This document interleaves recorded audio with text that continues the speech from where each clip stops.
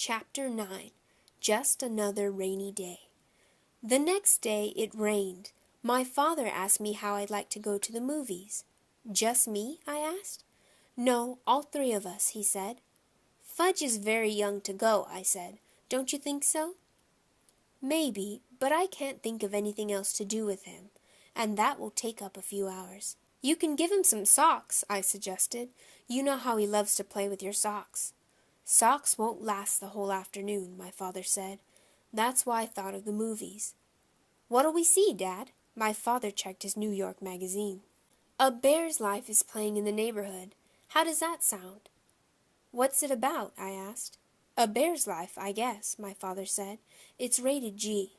I was thinking of a good Western with lots of action, or else a picture rated R where you can't get in if you're under 17 unless you're with your parents. But my father had made up his mind. A Bear's Life it was. I suggested that my father get Fudge cleaned up, because by then he was looking kind of messy. I don't think my father even put him into his pajamas last night. He's been wearing the same polo shirt ever since my mother left yesterday morning. By 1 o'clock we were ready to go.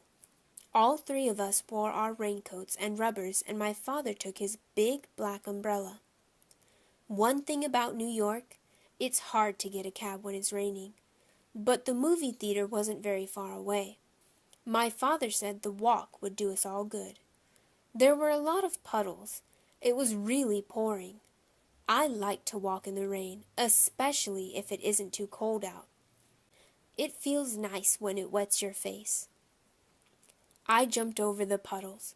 My father avoided them too, but not Fudge. He jumped right into every one and splashed around like a little duck. By the time we got to the movie theater, the bottoms of his pants were soaked. My father took him into the men's room. He stuffed a bunch of paper towels up each pant leg so Fudge wouldn't have to sit around wet. At first, Fudge complained, but when my father bought him a big box of popcorn, he forgot about his stuffed pants. Right after we got settled in our seats, a big boy sat down in front of Fudge, so he had to change seats with my father. Now he was on the aisle. I was in the middle, and my father was on my other side. When the lights dimmed, Fudge said, "Ooh, dark." I told him, "Be quiet, you can't talk in the movies." "Okay, Peter," he said. That's when he started throwing his popcorn. At first, I didn't notice, but I wondered why people in front of us were turning around every second. Then I heard Fudge whisper, "Pow, pow, pow," and I saw him throw a handful of popcorn. I poked my father. "He's throwing his popcorn," I whispered. My father reached across me and tapped Fudge on the leg. "If you throw one more piece, I'm going to take it away from you." "No throw," Fudge said very loud. "Shh," the people in front of us said. "Shh," Fudge said back to them. "You see," I told my father, "he's too young for the movies. He doesn't understand." But from the moment the first bear came onto the screen, Fudge sat still and watched, and after a while I forgot all about him and concentrated on the movie. It was much better than I thought it would be. It showed all these bear cubs and how they live. I'm not sure when I realized Fudge was gone. I guess it was when I turned to ask him if he had any popcorn left. I had already finished mine and was still hungry. I was really surprised to see he wasn't there. I mean, 1 minute he was sitting right next to me, and the next minute he was gone. "Hey, Dad," I whispered to my father. "He's gone." "What?" my father asked. "Fudge isn't in his seat." My father looked over. "Where did he go?" "I don't know. I just noticed he was gone." "Let me out, Peter. I'll find him." "Should I come too?" I asked. "No, you can sit here and watch the rest of the picture. He's probably wandering around by the candy counter." I stood up to let my father out. I wondered what my mother would think if she knew Fudge was lost in the movies. A few minutes later, the picture stopped, right in the middle of a scene. The soundtrack trailed off like a broken record. All the lights came on. The audience let out a groan. Some kids called, "Boo! Boo!" Then my father and two ushers, a man in a suit, came over to me. "He was sitting right here," my father told them, pointing to the empty seat on the aisle. "Well," the man in the suit said, "we've checked the restrooms and the office. He's not behind the candy counter. We'll have to search the theater." He cupped his hands around his mouth and shouted, "Ladies and gentlemen, may I have your attention, please? We'll continue with our film in one moment, but first we have to find a 3-year-old boy answering to the name of Fudge." Some people laughed when the man said his name. I guess Fudge does sound funny if you're not used to it. I thought, maybe he's been kidnapped. Would my mother be mad? Then I thought, who'd want to kidnap him anyway? "What should I do, Dad?" I asked. "Why don't you walk up and down the aisle and call him, Peter?" "Okay," I said. "Here, Fudge," I called, starting down my aisle. I sounded like I was calling a dog. "Come on out, Fudge." When I got down to the first row and called, "Here, Fudge," he popped out at me. He scared me so bad I yelled, "Ooh!" "Hi, Peter," he said. "Hey, I found him," I called. "I found him. I found him. Here he is." Then I turned to my brother. "You dope! What are you doing way down here? And why are you sitting on the floor?" "Wanted to touch the bears," Fudge said. "But bears are all gone." He spread out his arms and said, "All gone," again. My father, the ushers, and the man in the suit ran to us. "Fudge," my father said, scooping him up. "Are you all right?" "He wanted to pet the bears," I said. "Can you beat that?" "Well, I guess we can continue the picture now," the man in the suit said. He cupped his hands around his mouth again. "Thank you, ladies and gentlemen. Our young man has been found safe and sound. Now we return to our conclusion of A Bear's Life." My father carried Fudge back to our seats. He held him on his lap for the rest of the show.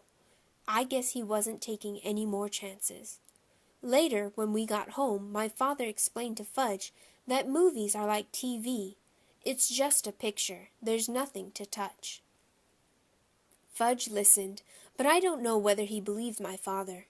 I had the feeling he still thought those bears were in the theater somewhere. I made up my mind that I would never take my little brother to the movies. Never. At least not until he was 9 or 10. My father said he was going to cook us something special for dinner, to celebrate finding Fudge in the movies. I thought that was really strange, because as far as I know, my father can't cook anything. He doesn't even know where my mother keeps the peanut butter, the dishes, or the pots and pans. Lucky for him, I was there to show him. "What are you going to cook, Dad?" "A super-duper omelet," he said. "Omelet? I'm not sure me and Fudge like omelets." "You'll like this one," my father said, humming as he gathered his ingredients together. "Get me a big frying pan, Peter." "Okay," I said. I gave it to him. He melted some butter in it. "What's going in the super-duper omelet?" I asked, while Fudge sat on the floor banging 2 pot covers together. "Well, the eggs, of course," my father said. "Omelets are made of eggs." "And what else?" I asked. "Oh, I think I'll make a mushroom omelet." "Eggs and mushrooms?" I said. "Yes, you'll love it." "I'm not so sure." "You'll see, Peter," my father said. I set up the table while my father cooked. I even put Fudge in his booster chair. When the omelet was done, my father brought it to us. He was still humming. "That's some big omelet," I said when I saw it. It filled up the whole frying pan. "How many eggs did you use?" "About a dozen," my father said. "Mom only cooks 1 at a time," I told him. "When you taste this, you'll know why I used them all up." "You mean it's that good?" I asked. "Go on," my father said as he served mine. "Taste it." I took a bite.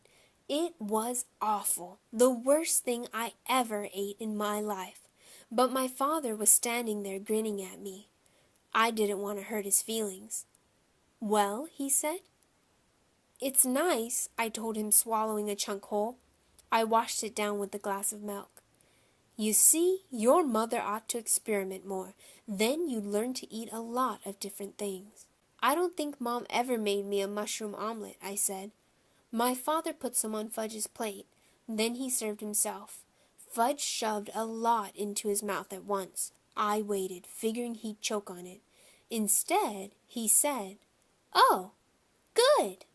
My father beamed.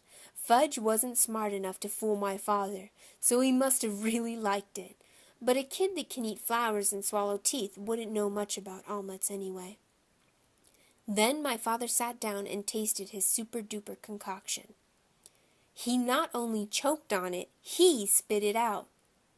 "Oh no," he said, "this is awful. Something went wrong. Maybe the eggs are rotten." "Mom just bought them on Thursday," I said. "Maybe it's the mushrooms then," my father said. "Maybe it's how you cooked it," I suggested. My father jumped up from the table and threw the mushroom omelet into the garbage. Fudge started to cry. "Want more! More!" No, my father told him, it wasn't any good. Fudge screamed. "Eat it or wear it! Eat it or wear it!" He flung his spoon across the room. It hit my mother's favorite plant. The dirt spilled all over the kitchen floor. "Now you stop that," my father yelled at Fudge. "I'm going to make us nice peanut butter sandwiches. Then you're going to have a bath. Your mommy's coming home tomorrow, and we're going to show her how well Daddy managed all by himself. Peter, where does your mother hide the peanut butter?" After supper, my father bathed Fudge. The only thing he decided not to do were the dishes. He stacked them in the sink and left them for my mother. On Sunday afternoon, we drove out to the airport to meet my mother's plane. On the way there, my father said, "Wouldn't it be fun if we kept all the things we did over the weekend a secret, just between the three of us? Kind of a man's secret." I agreed not to say a word, and my mother was so glad to see us that she didn't even mention the dirty dishes in the sink. 6 weeks later, we're watching TV one night when the Toddlebite commercial came on. "That's me," Fudge said. My mother looked up from the book she was reading. "He does look like you, Fudge, but that's not really you." "Oh yes," Fudge said, "that's me. See?" My mother squinted and looked harder. "You know, Warren," she told my father, "he really does look like Fudge." Then she laughed. Imagine another little boy like Fudge. "It's Fudge, all right," I said. "It's Fudge, all right," my brother repeated. "We didn't tell you, dear," my father said. "We thought you'd like to be surprised. But that is Fudge." "What?" my mother said, like she couldn't believe it. "You see, Mom," I began, "remember that week you went to visit Aunt Linda?"